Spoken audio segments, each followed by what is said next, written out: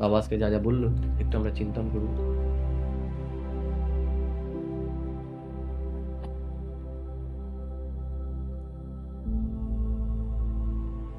ওম শান্তি।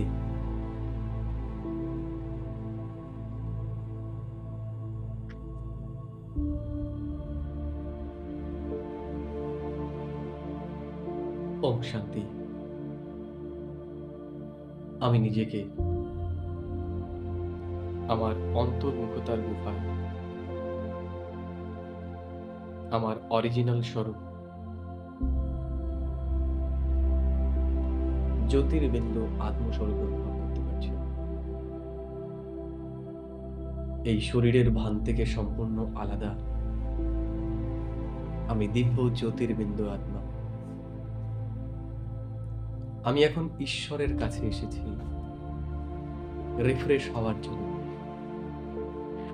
জন্ম জন্মান্তরের যত বোঝা তোমার আমার তোর এর, আমি সব কিছু থেকে মুক্ত হয়ে গেছি। কারণ আমি দেহ নই, আমি আত্মা। আমি এক পরমাত্মার সন্তান। আর আমার একটাই পরিচয়, আমি পরমাত্মার সন্তান। এই পুরো বিশ্ব আমার পরিবার। ঈশ্বর আমাকে শ্রেষ্ঠ বরদান দিয়েছে এই বেহদের পরিবার। পরমাত্মা এই শ্রেষ্ঠ ব্রাহ্মণ পরিবারের রচনা করেছে এবং আমি কোটির মধ্যে কেউ এবং তারও মধ্যে কেউ সেই একজন ব্রাহ্মণ আত্মা যে এই বেহদের পরিবারের অংশ। আমি শ্রেষ্ঠ ভাগ্যশালী আত্মা। বাবা আমার বুদ্ধিকে তোর আমার হদের থেকে বের করে নিয়ে বেহদে নিয়ে গেছে। আমার বুদ্ধি সম্পূর্ণরূপে রিফ্রেশ হয়ে গেছে। বাবা আজকে বুদ্ধিমান বাচ্চার নিশানি বলল, যে বুদ্ধিমান হবে সে কখনোই দুঃখী হবে না।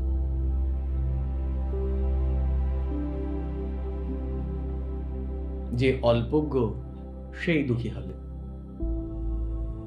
কারণ স্বয়ং ভগবানকে আমরা পেয়ে গেছি। ঈশ্বর আমাদেরকে এই বেহদের পরিবার প্রদান করেছে। এখন সব চিন্তা তার, আমার আর কোনো চিন্তা নেই। আমার সাথে যা কিছু হবে সব ভালোর জন্য। আমার সাথে কোনো খারাপ কিচ্ছু হতে পারে না। বাবা আমাকে সত্যযুগের রাজা বানাতে এসেছে, যেখানে আমরা এক পরিবার, এক ধর্ম, এক বংশ, এক কুলের থাকব। সেখানে কোনো ভেদাভেদ থাকবে না। সেখানে না কোনো সেন্টার, না কোনো গীতা পাঠশালা, এগুলো কিচ্ছু থাকবে না। আমাদের একটাই পরিচয়, আমরা শ্রেষ্ঠ দেবতা। আর সেই সংস্কার আমাদের এই পুরুষোত্তম সঙ্গম যুগ থেকেই করতে হবে। আমার একটাই পরিচয়, আমি শ্রেষ্ঠ ব্রাহ্মণ পরিবারের শ্রেষ্ঠ ব্রাহ্মণ আত্মা, এক পরমাত্মার ব্যক্তি সন্তান। বাবা আমাদের সংকীর্ণ বুদ্ধি থেকে বেরোনোর জন্য এখন প্রেরণা প্রদান করছে। আমাদের একে অন্যের প্রতিযোগী নয়, একে অন্যের সহযোগী হতে হবে। আমাদের নিমিত্ত আর নির্মাণ হতে হবে। অন্যকে আগিয়ে দিলেই আমরা এগোতে পারব। প্রকৃতির নিয়ম দিলেই পাওয়া যায়। যেমন একজন কৃষক জমিতে বীজ বোনার পরে সেখান থেকে ফসল পায়, আর সেটা হাজার গুণ রূপে। একটা পুতলে একটাই নয়, তার বিনিময়ে অনেক পায়। কিন্তু সেই ফসলের জন্য কৃষককে অপেক্ষা করতে হয়, ধৈর্য ধরতে হয়। তেমনিও বাবাও বলে যে আমরা যে সেবা করছি সেটা আমাদের ধৈর্য ধরতে হবে। বাবা অ্যামাউন্টে নয়, বাবা ফিলিংসে দেখে, বাবা পার্সেন্টেজে দেখে।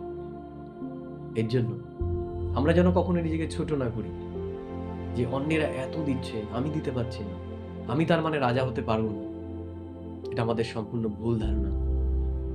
রাজা যে সেই হবে যার বিচার রাজার মতো। রাজা ভিখারি নয়, রাজা দেয়। যে দিতে জানবে সেই রাজা। যে হদের থেকে বেহদে যাবে সেই বিশ্বের মহারাজা। যার তোর সেন্টার আমার সেন্টার, তোর সেবা আমার সেবা, এর থেকে যে বেরোবে সে বেহদের রাজা। আর যে এই তোর তোর মধ্যে থেকে যাবে সে হবে মায়ার রাজা। বাবা আজকে বরদানে বলল, একতাতেই শক্তি।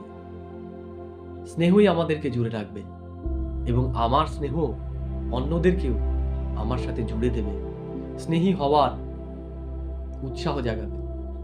বাবা উদাহরণ দিল, যখন আমরা ঝুন্ডে থাকি বা একসাথে থাকি, সংগঠিত থাকি, তখনই মায়া আমাদের দূর থেকে দেখে চলে যায়। অর্থাৎ নিজেকে নির্বিঘ্ন বানানোর জন্য আমাদের একত্রিত হয়ে থাকতে হবে, আমাদের একসাথে থাকতে হবে। বাবার সেবা তখনই সবার মুখে মুখে চলবে, বাবার প্রত্যক্ষতা তখনই হবে যখন আমরা সেন্টার গীতা পাঠশালা গণ্ডি থেকে বেরিয়ে আমাদের একটাই পরিচয় হবে, বাবার সেবা, ব্রাহ্মণ পরিবারের সেবা, কোনো সেন্টার বা গীতা পাঠশালার সেবা নয়। সেদিনই আমরা নির্বিঘ্ন হতে পারবো, মায়া আমাদেরকে প্রভাবিত করতে পারবে। বাবা আজকে আমাদের বারবার এই প্রেরণাই প্রদান করলো। বাবা বলেছে এখন আমাদের কর্মাতীত হতে হবে। আমরা যেন কোনো বন্ধনের মধ্যে না আটকাই, আমার সেন্টার ওর সেন্টার, এগুলো হদ। বাবা আমাদের হদে আটকাতে আসেনি, বাবা আমাদের বেহদে নিতে চেয়েছে। তাই আজ সারাদিন আমরা এই অভ্যাসটাই করব এবং বাবা আজকে আমাদের যে বিশেষ সম্মান দিয়েছে আমরা সেই বিশেষ সম্মানের অভ্যাস। ওম শান্তি, ওম শান্তি, ওম শান্তি।